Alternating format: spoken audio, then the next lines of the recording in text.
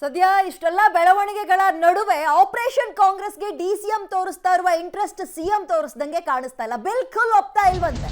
ಯಾವುದೇ ಆಪರೇಷನ್ ಬೇಡ, ತಮ್ಮ ಅವಶ್ಯಕತೆ ಪೂರೈಸಿಕೊಂಡು ಹೋಗ್ತಾರೆ.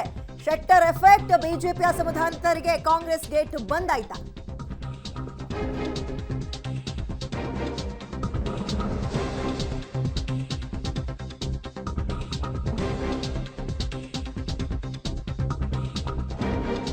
ಟಿಕೆಟ್ಗಾಗಿ ಕಾಂಗ್ರೆಸ್ ಸೇರೋ ಬಿಜೆಪಿಗರ ಆಸೆಗೆ ಸಿಎಂ ತಣ್ಣೀರರ್ಚಿದಂಗೆ ಕಾಣಿಸ್ತಾ ಇದೆ. ಆಪರೇಷನ್ ಕಾಂಗ್ರೆಸ್ಗೆ ಬಿಲ್ಕುಲ್ ಒಪ್ತಾ ಇಲ್ಲ ಸಿದ್ದರಾಮಯ್ಯ. ಬಿಜೆಪಿ ನಾಯಕರು ಚುನಾವಣೆ ವೇಳೆ ಪಕ್ಷ ಸೇರ್ಕೊಳ್ಳೋದು, ಟಿಕೆಟ್ ಪಡೆಯೋದು ಬೇಡ, ಶೆಟ್ಟರ್ ಕೇಸ್ನಿಂದ ನಾವು ಪಾಠ ಕಲ್ತಿದ್ದೆ ಸಾಕು ಅಂತ ಸಿಎಂ ಹೇಳ್ತಾ ಇದ್ದಾರೆ. ಅಂದ್ರೆ ಇವ್ರು ಯಾರು ಸಿದ್ಧಾಂತವನ್ನ ಒಪ್ಪಿ ಬರುವಂತವ್ರಲ್ಲ, ಅವ್ರ ಅವಶ್ಯಕತೆಗಳನ್ನ ಪೂರೈಸ್ಕೊಳಕ್ ಬರ್ತಾರೆ. ಮುಗಿತಾ ವಾಪಸ್ ಅವ್ರು ಕರೆದ್ರ ಈ ಕಡೆಗೆ ಒಂದು ಮಾತು ಹೇಳಲ್ಲ, ಟಾಟಾ ಬಾಯ್ ಬಾಯ್ ಹೇಳಿ ಹೋಗ್ತಾ ಇರ್ತಾರೆ.